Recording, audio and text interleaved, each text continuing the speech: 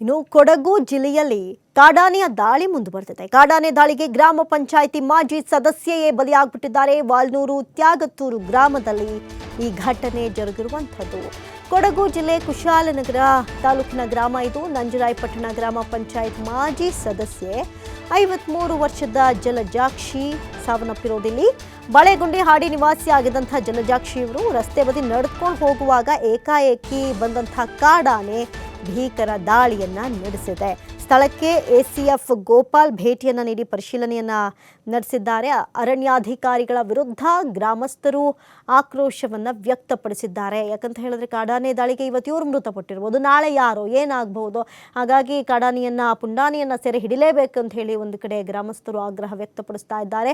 ಕೊಡಗು ಜಿಲ್ಲೆಯಲ್ಲಿ ಕಾಡಾನೆಗಳ ಉಪಟಳ ಮತ್ತೆ ಮುಂದುವರೆದಿದೆ. ಕಾಡಾನೆ ದಾಳಿಗೆ ಇದೀಗ ಗ್ರಾಮ ಪಂಚಾಯತ್ನ ಮಾಜಿ ಸದಸ್ಯೆ ಬಲಿಯಾಗಿರುವಂಥದ್ದಿಲ್ಲಿ ಭೀಕರ ದಾಳಿಯನ್ನು ನಡೆಸಿಬಿಟ್ಟಿದೆ. ಇಲ್ಲಿ ಕಾಡಾನೆ ವಾಲ್ನೂರು ತ್ಯಾಗತ್ತೂರು ಗ್ರಾಮದಲ್ಲಿ ನಡೆದಿರುವಂಥ ಘಟನೆ. ಇದು ಕೊಡಗು ಜಿಲ್ಲೆಗೆ ಸೇರುತ್ತೆ. ಕುಶಾಲನಗರ ತಾಲೂಕಿನ ಗ್ರಾಮ ಆಗಿರುತ್ತೆ ನಂಜರಾಯಪಟ್ಟಣ ಅಂತ. ಈ ಒಂದು ಗ್ರಾಮ ಪಂಚಾಯತ್ನಲ್ಲಿ ಮಾಜಿ ಸದಸ್ಯೆ ಕೂಡ ಆಗಿರ್ತಾರೆ. ಇದೇ 53 ವರ್ಷದ ಜಲಜಾಕ್ಷಿ.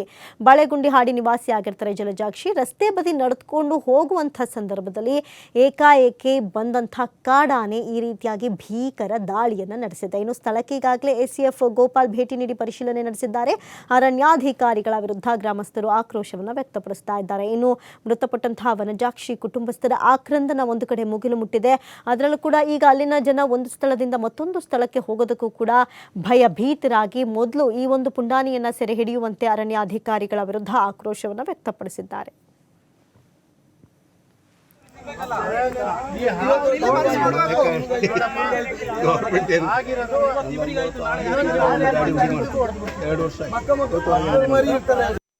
ಪರಿಹಾರ ಘೋಷಣೆ ಮಾಡಿ ಪರಿಹಾರ ಘೋಷಣೆ ಮಾಡಿ ಪರಿಹಾರ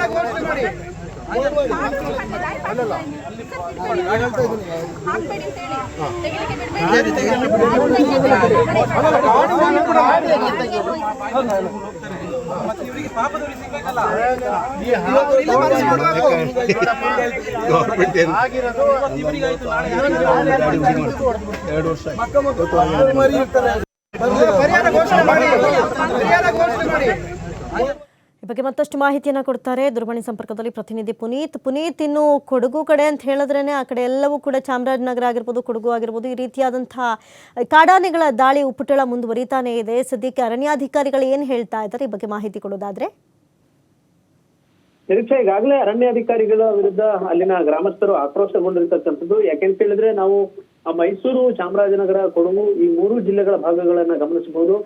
ಈ ಕಾಡಾನೆಗಳ ಒಂದು ಉಪಟಳ ಹೆಚ್ಚಾಗಿರ್ತಕ್ಕಂಥದ್ದನ್ನು ಕೂಡ ನಾವು ಗಮನಿಸ್ತಾ ಇರ್ತೇವೆ. ಜೊತೆಗೆ ಕಾಡು ಪ್ರಾಣಿಗಳ ದಾಳಿಯಿಂದಾಗಿ ರೈತರು ಸಾವನ್ನಪ್ಪಿರ್ತಕ್ಕಂಥದ್ದು ಇರ್ಬೋದು, ಜೊತೆಗೆ ದಾರಿಹೋಕರು ಸಾವನ್ನಪ್ಪಿರ್ತಕ್ಕಂಥ ಘಟನೆಗಳಿರ್ಬೋದು, ಇವೆಲ್ಲವೂ ಕೂಡ ಮರುಕಳಿಸ್ತಾ ಇರ್ತಕ್ಕಂಥದ್ದು. ಇದೀಗ ಏನು ಬಹಳ ಮುಖ್ಯವಾಗಿ ಕೊಡಗು ಜಿಲ್ಲೆ ಕುಶಾಲನಗರ ತಾಲೂಕಿನ ವ್ಯಾಪ್ತಿಯಲ್ಲಿ ಬರ್ತಕ್ಕಂಥ ವಾಲ್ನೂರು ತ್ಯಾಗತ್ತೂರು ಏನಿದೆ, ಈ ಒಂದು ಗ್ರಾಮದ ಬಳಿ ನಡೆದು ಬರ್ತಿದ್ದಂತಹ ಗ್ರಾಮ ಪಂಚಾಯಿತಿಯ ಮಾಜಿ ಸದಸ್ಯ ಏನಿರ್ತಾರೆ, ಇವ್ರ ಮೇಲೆ ಏಕಾಏಕಿ ಕಾಡಾನೆ ದಾಳಿ ಮಾಡಿರ್ತಕ್ಕಂಥದ್ದು. ಕಾಡಾನೆ ದಾಳಿಯಿಂದಾಗಿ ಜಲಜಾಕ್ಷಿ ಎಂಬುವರು ಸ್ಥಳದಲ್ಲೇ ಮೃತಪಟ್ಟಿದ್ದಾರೆ.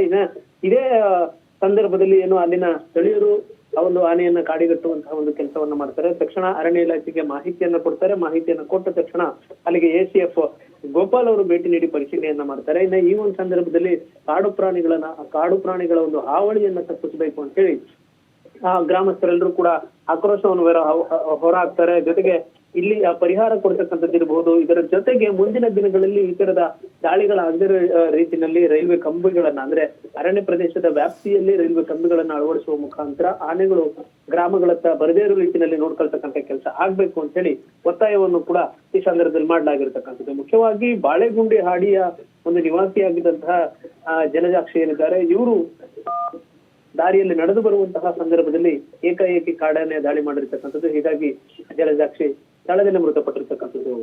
ನಿರೀಕ್ಷಾ. ಥ್ಯಾಂಕ್ ಯು ಪುನೀತ್ ತಮ್ಮೆಲ್ಲ ಮಾಹಿತಿಗಾಗಿ.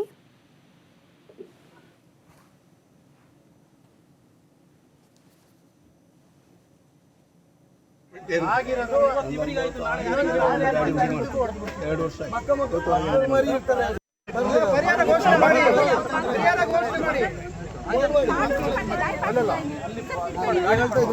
ಹಾಕ್ಬೇಡಿ ಅಂತ ಹೇಳಿ ತೆಗಿಲಿಕ್ಕೆ ಬಿಡ್ಬೇಕು.